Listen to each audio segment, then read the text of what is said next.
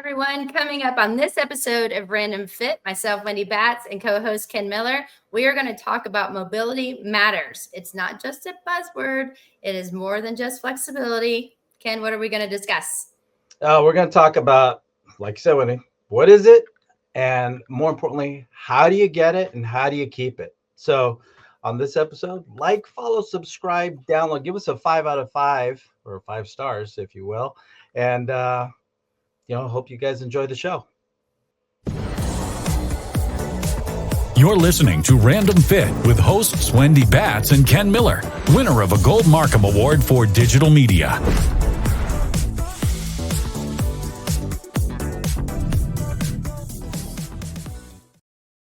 Hi, everyone. I am Wendy Batts here with my friend and co-host Ken Miller. And today on Random Fit, we are going to talk a little bit about mobility. So today on Mobility Matters, we're going to talk about what it really means. We're going to talk about this buzzword that we hear all the time. So Ken, I know you and I have talked a lot about this topic on our own, especially when it comes to our clients saying, hey, I want to move better, feel better. We're like, okay, we're going to work on your mobility. And they're like, exactly. So when you have a client walks into the door and they say, Ken, mobility, I want some, I need some. What do you say? I say, well, let's get some. You know what, Wendy, and you have a good idea of my clientele. A big bulk of my clientele are business professionals, executives who are sitting behind a computer. They are on a plane. They're on a cross-country flight. They're jet setting, but they're in that fixed posture position. And one of the first things that comes up before we talk about mobility and being mobile is I feel stiff, right? So they tell you their condition, their state, and they're like, yeah, I feel stiff in the low back, my head, neck, and shoulders. All of that is stiff. And then we talk about their goals. And so what do you want to accomplish? Well, I want to feel more mobile. I need flexibility. And I'll say to them, I go, well, let's talk about it. Let's talk about, well, what do we need to do to get you to feel less stiff and more mobile? So, and then we talk about, okay, well, what does it take and what are the steps and what are the stages to get unstiff and more mobile? So again, that's usually how our conversations start. But one of the first words that coincides with the word mobile is stiffness, and feeling just rigid is a word that comes up a lot of times too. So I just say, hey, you know what? You had mobility when you were younger. You did things to yourself and you do things every day right now that takes that away from you. So let's get to work. And this is what we're going to talk about today. Well, and it's interesting because I think it's important to define the difference between flexibility and mobility, because they're really different, even though sometimes we use them in a way where it kind of makes them sound the same. So if you want to think about flexibility, we're talking about the passive range of motion a muscle can actually lengthen to, right? So when we're thinking about flexibility, it's basically taking your leg and moving it into a stretch. We're trying to see how flexible that leg is, right? It only goes to a certain range of motion. When we look at mobility itself, it's the usable range of motion that you can control. So you're passively doing it, meaning that if I'm stretching your leg, Ken, that's letting me see how much flexibility you have. But if I just move my leg back on my own, and I want to see what that joint allows me to, how far can I move that leg just on my own without help of, let's say, you or some practitioner or somebody else doing that. So it's really important because it lets me see on one end kind of what their limitations are, but under my own power. So myself moving it, I want to be able to see how much strength and coordination my leg can move. And that lets me know more about their mobility. So there's a difference between someone pushing you and you being able to go to a certain point. And I think a lot of times when people are talking about being mobile, they're really just talking about being flexible. But one of my favorite things that I hear all the time is, oh, I'm super flexible or I'm hyper mobile and I can do this, that, and the other. So what do you do about hypermobility? And it's not necessarily hypermobility that we're talking about. It's a term that we use or we hear that no one really talks about, which is relative flexibility. So Ken, that I used to back in the day when I was younger, Yeah. I was a gymnast, right? So I used to sit in the splits Uh-huh. and do my homework. And people are like, oh, you're so flexible. And the thing is just think, if I'm sitting at the splits, right, my legs are out to the side and I'm just sitting there and I'm doing my homework. Think about what's happening at the opposite side of that joint. And at the time, I didn't care because it didn't matter, right? I really wanted to be super mobile or flexible. And I was only at a certain range of motion doing a certain thing. But if you watch the Olympics and you watch some of these gymnasts and you look at their posture and you look at that big arch in their back, if you had to, if I said define relative flexibility other than that, Ken, what is the definition of it? Well, I think the part of that is your body, when you're going through a certain range, like if you're doing a task, right? So let's say it's me standing up and doing a toe touch. Well, let's say I can reach down, touch my toes, but the question is, where am I getting that range of motion from? So a lot of people would think that, oh yeah, well, you got good hamstring extensibility, or you're flexible through the hips. Well, what if my hamstrings and my glutes are a little tight and they're a little constricted, and I'm getting all that range of motion through my low back, right? That's what we might call relative flexibility, is that you're actually taking range of motion where it's available because there's someplace else that's not giving you that length or that extensibility. So you have to basically steal range of motion from another joint relative to a certain task.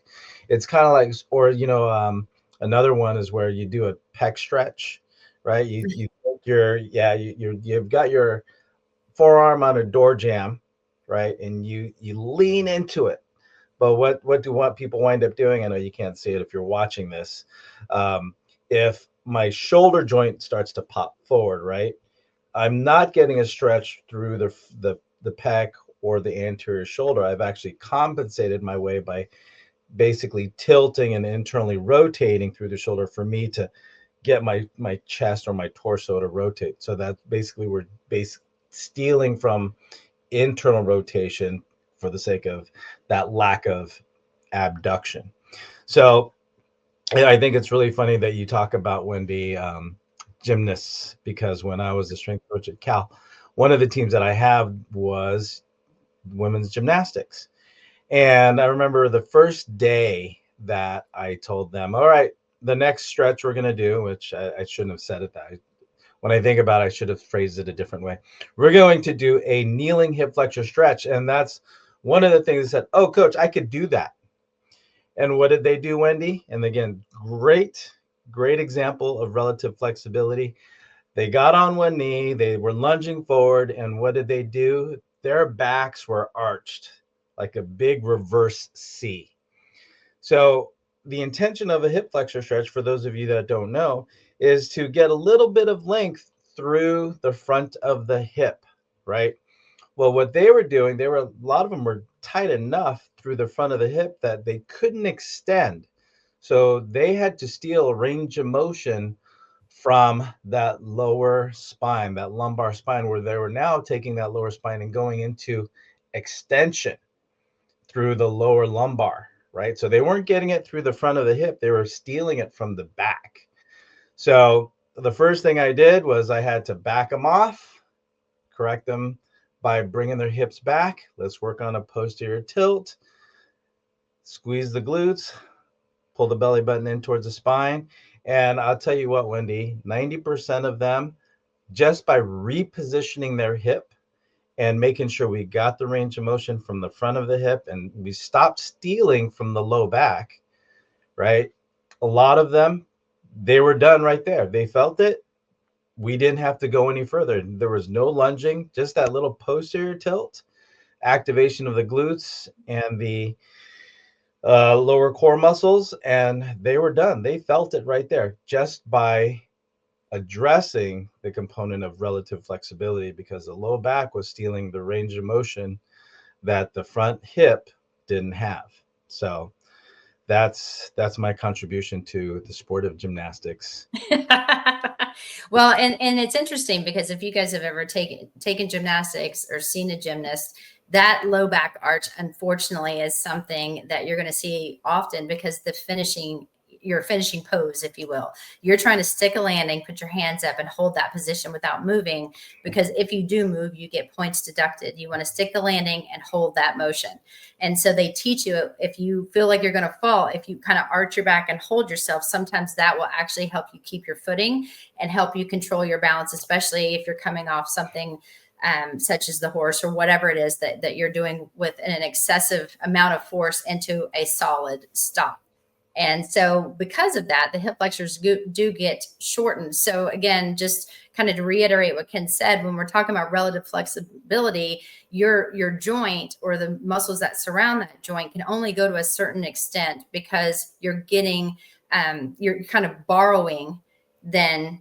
You're borrowing from another muscle, if you will. He says steal. I don't like to steal. I borrow because I return things. And so what we're trying to do when we're talking about mobility is get ideal range of motion throughout all of the proper joints. So therefore, we're not borrowing motion from another joint, because unfortunately, that's when we start to see the compensation patterns. So Ken, you, myself, I do this with Dr. Miller or Marty Miller on our other podcast when we talk a lot about, on the Master Instructor Roundtable, talk a lot about assessments.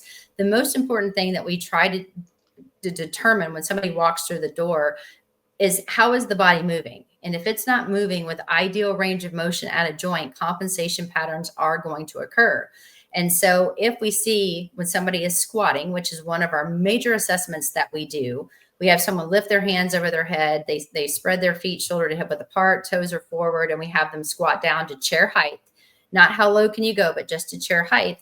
If we see the feet going out or the knees moving in or different movement patterns in the low back, meaning that they're arched or they're in, like they have a rounded back, we note all of that, because what's happening is there's a mobility issue or a strength issue. And so if we start to see that the feet start turning out as they go down, we note that.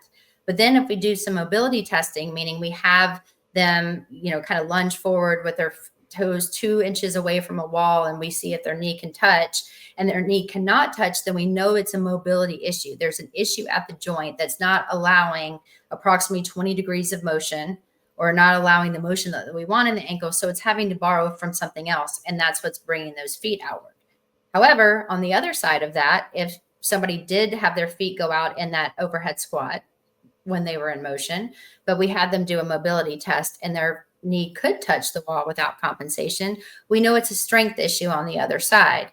And that's what we end up seeing. So when we're talking about these gymnasts, or we're talking about basically just anyone in life that isn't moving ideally, we know that we know as a trainer what we need to work on. Is it flexibility, meaning getting better range of motion in a muscle because there's not an ideal length, or is it a strength issue? So we know we need to do some specific muscle activation on the opposite side. So therefore it actually does its job and stops being lazy. So that's basically why mobility does matter, which is what we're talking about, and why it's super important that we kind of distinguish between the two, because we just assume if somebody can't touch their toes, it's their hamstrings. But Ken, like you said, it may not be their hamstrings at all. It could just be there's a joint issue at the hip and they're using their back because they can't move. Right. And when just to back up a little bit, borrow versus steal, right? Borrowing, when you think beg, borrow, and steal, borrow has the intention. And I'm listening to you, but when we talk about borrowing, that's with the intention of giving it back, right? When you're borrowing something, I'm only going to borrow it for a little bit of time. But when it comes to stealing, you're taking it without permission. And I think that's where I like to use the word steal. But I want to return it. Yeah, that's our goal. I am a genuine soul. I'm a delicate flower hen. Right. So for you, Wendy, I would give it back. But when it comes to relative flexibility, you're taking without permission. So talk about stealing. I'm going to steal a couple moments, Wendy. We're going to talk about Random Fit and this episode of Mobility Matters. But this episode of Random Fit is brought to you by NASM One, the membership for trainers and coaches. Members enjoy unlimited access to hundreds of career resources. Get the Edge app to schedule and program clients. Enjoy half off all certifications and specializations, access free CEUs, and more. All this for just $35 a month.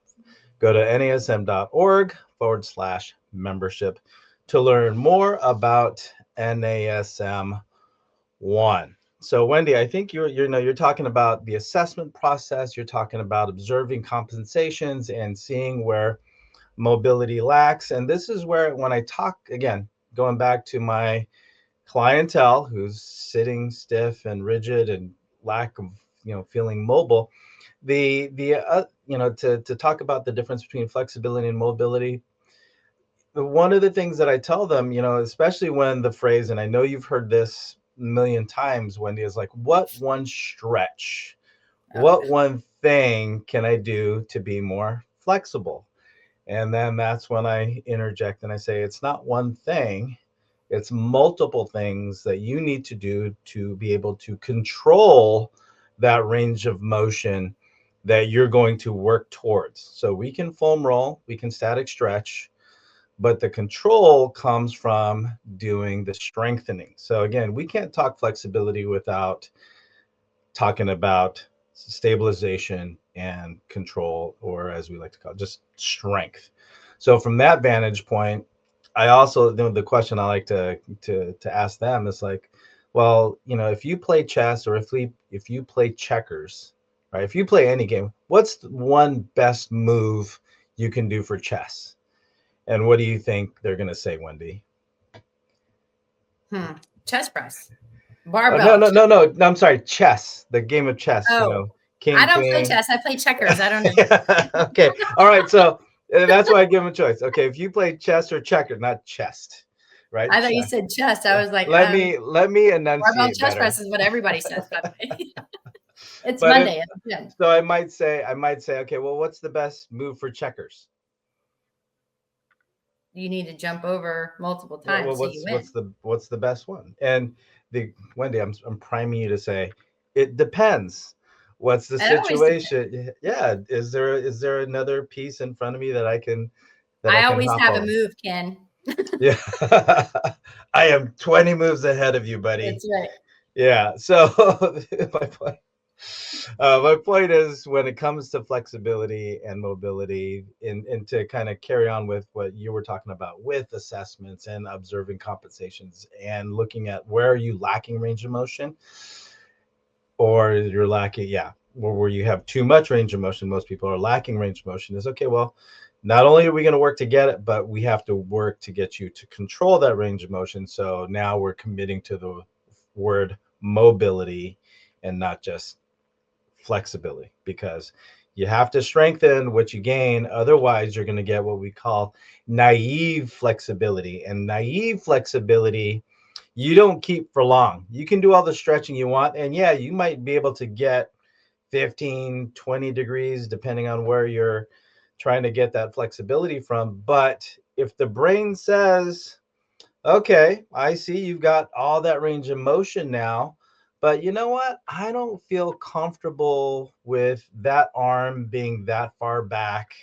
So I'm just going to go ahead and tighten things back up a little bit, because I don't feel safe with that arm being in that position for long. And that's that phrase, naive flexibility, is something that we also have to understand, because some people, Wendy, as you know, you work with a lot of athletes, and they say, I feel tight in the hamstrings and I stretch my hamstrings every day, but I'm still not flexible through my hamstrings.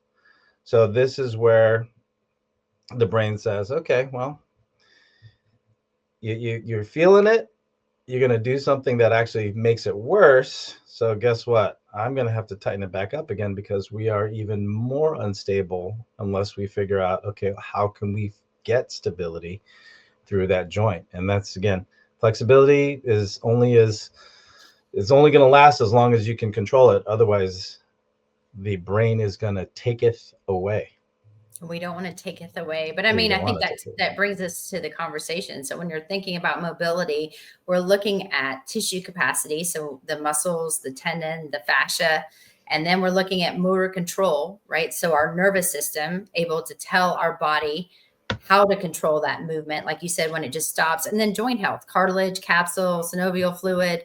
So when you keep saying that it's not just stretching, it's really not. It is strength and control. And we have to have control of our body, because if not, to your point, there are different types of tendons that run through our body that says if you're going to stretch, all of a sudden it stops. It's because it's like nervous, like you said, to go past a certain range of motion. That's a protective mechanism. We want that to happen. However, if we just work on flexibility alone, especially if it's an area that doesn't really need it, so you keep talking about the hamstrings, most of our population unfortunately sits for a long period of time during the day.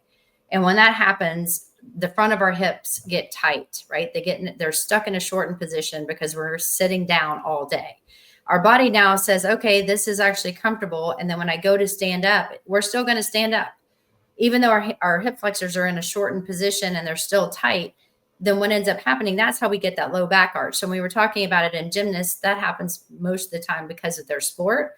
But just in daily life, that low back arch with the hips being pulled in a forward position, we're getting that range of motion through our lower back. That's why people have compression issues with their bulging discs, or they're starting to have issues with their vertebrae or their lumbar spine. I mean, Ken, I don't know how many L4, L5 issues I hear about on a constant.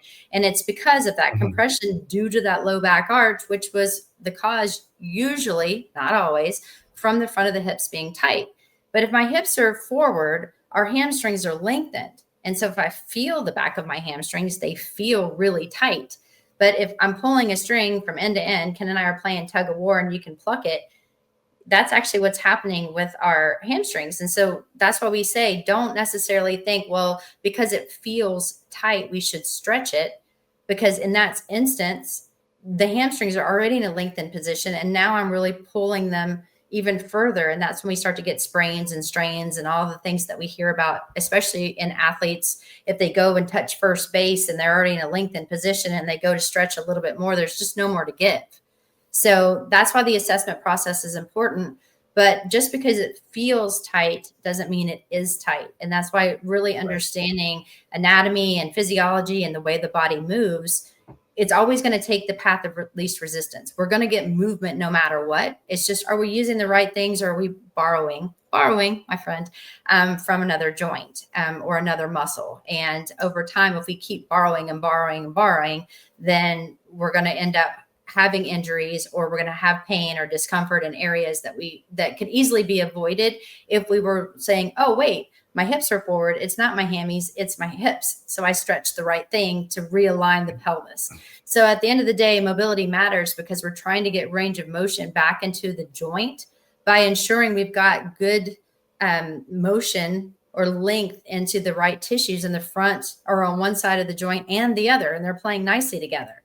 So if you're just stretching a muscle and you're not strengthening the other side, that's a And then if you're stretching the wrong muscle and not doing anything on the other side, that's a double And then, if you're just working out for the sake of working out, not stretching at all, that's also a problem.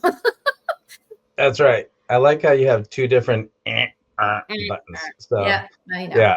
Yeah. One's a I double. should be like a game show host. What do you think? I'll just be the button. No, you gotta. But I think Wendy, when you talk about the static postures, the sitting on thing, sitting on your hips, sitting on your hamstrings, I mean that is a part of the issue. So I think one of the things that I like to go to when it comes to, okay, well, so what do we do about it, right? What's the practical application towards addressing the flexibility and the lack of mobility or that stiff feeling? And I think we can start to talk about, okay, well, part of having good flexibility is stopping, right? If you find yourself in a hole, what's the first thing you do, Wendy? Stop digging, right? So if sitting down, prolonged sitting is one of the things that your body does or you have to do for your job, I'm not going to tell you to quit your job so you can just move all day, but I will say, okay, can you take 2 or 3 minutes and after a long meeting, or do you have a sit and stand workplace, or do you have something to where, like, if you're doing what we're doing right now, sitting in front of our computers, in front of the camera, could we do this from a standing posture position? And this is where I tell my clients, okay, find 5 opportunities throughout your day where you can just can you get 10 minutes?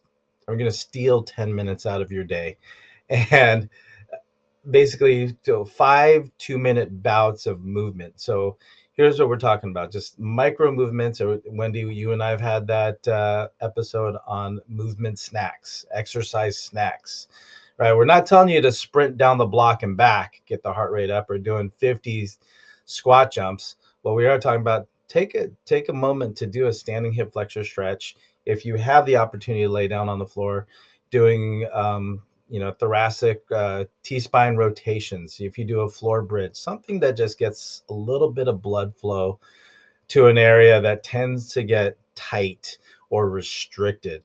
And that way, it's not that you end the day at 5 o'clock or 6 o'clock, whenever you turn off your computer and go on about the rest of your life. But, is there, what do you do after 5 o'clock? Right. So, can you clock out and say, okay, well, I don't feel as trashed because I stood up for 5 times throughout the day and I got to walk in, and I was able to get some blood flow, oxygen to an area. Because a lot of people don't realize too, that when you're hypoxic, right, when you have lack of blood flow, which also means lack of oxygen, your sensitivity, your pain receptors actually are even more receptive to pain. Right. So if you've got low back issues, guess what? You're going to be more sensitive to low back issues if you don't do anything to get blood flow and oxygen to that area, which is, pretty much why, if we're talking about low back pain, hip pain, hamstring stiffness, because you didn't get any blood flow, you didn't get any oxygen to the area. So of course they're going to be sensitive, and they're going to not feel as good as they possibly could as if you had stood up, did some split squats, did some toe touches, hip flexor stretches, and then sat down again. So that's one of the first things that I'll discuss with my clients. Okay, well, you feel tight, you want more flexibility. Well, what do we do about it? Well, first of all, stop doing what it is that causes you to be as stiff as you feel right now, right? Which is number one, just let's start moving. Well, I think that kind of leads into one of mine, which was progressive overload, meaning we want to challenge the body, but gradually. When your body's able to do time under tension, you can control yourself in the proper range of, ideal movement, having good range of motion at the joint, and really focusing on specific muscles that may have been weak based on what we're seeing. Like I said, if you see a compensation, we know obviously one side's tight, one side's weak, and we just want to try to loosen up the tight side, strengthen the weak side. So therefore the joint is in better alignment and better movement. But I think another one too is really that we don't talk that much about is hydration. Hydration, think about what our body's made up of, right? Mainly of water, and our cartilage and synovial fluid, they love water. And the thing is if you're not drinking a lot of water, you're not hydrating yourself throughout the day, that's a big health indicator as well. If you're drinking a ton of water, within limits, right? So there's a certain amount of water you should be drinking every day. If you're not even hitting the minimum amount, then you really want to just add that in too. So like you said, add 2 or 3 minutes in of movement, grab a glass of water if that's not something that you're normally doing.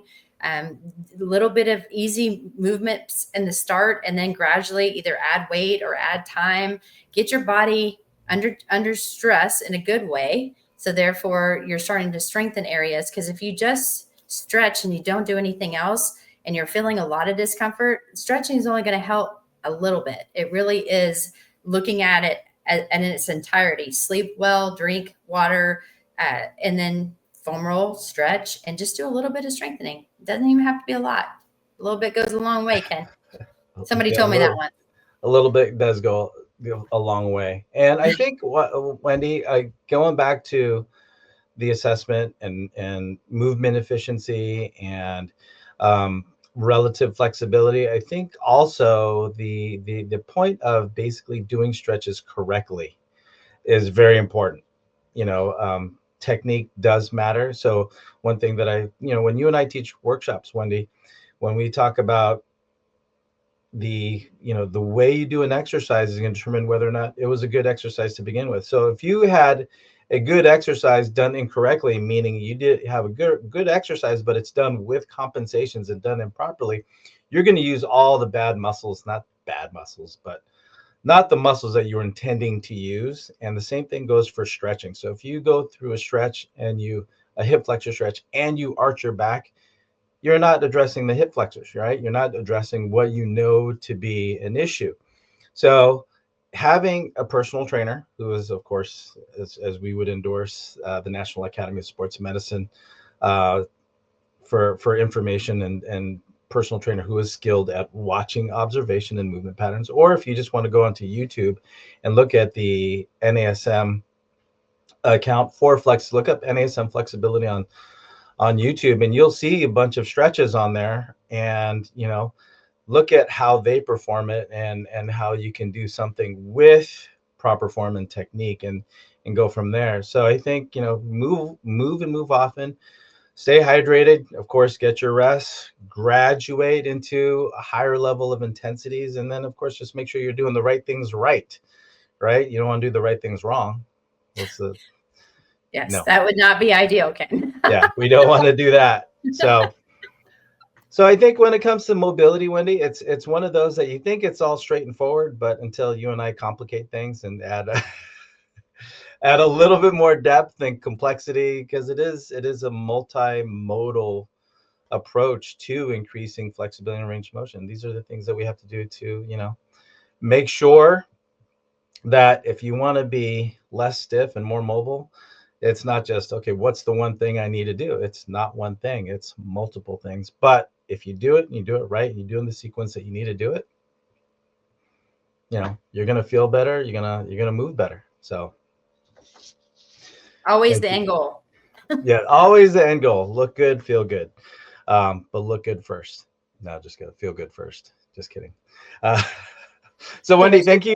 Yeah, thank you for your insights, and I'm sure you're not going to be, doing homework anytime soon in the split position, right?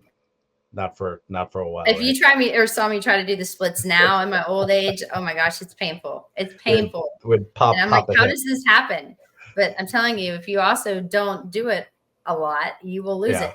So that isn't a bad one to lose, because it just means I finally strengthened my outer hip a little bit. However, yes, some of the other flexibility that should be there is not. No, you don't need it anymore. No one's throwing you in the air and catching you, and so cheerleading days are done for both sides of that. That's a good thing. All right, Wendy, thank you so much. And for those of you watching both Wendy and I here on Random Fit, thank you so much for your time and attention. And like, follow, subscribe, download, and let us know what you want to talk about in future episodes. So until next time, everybody, take care and be well.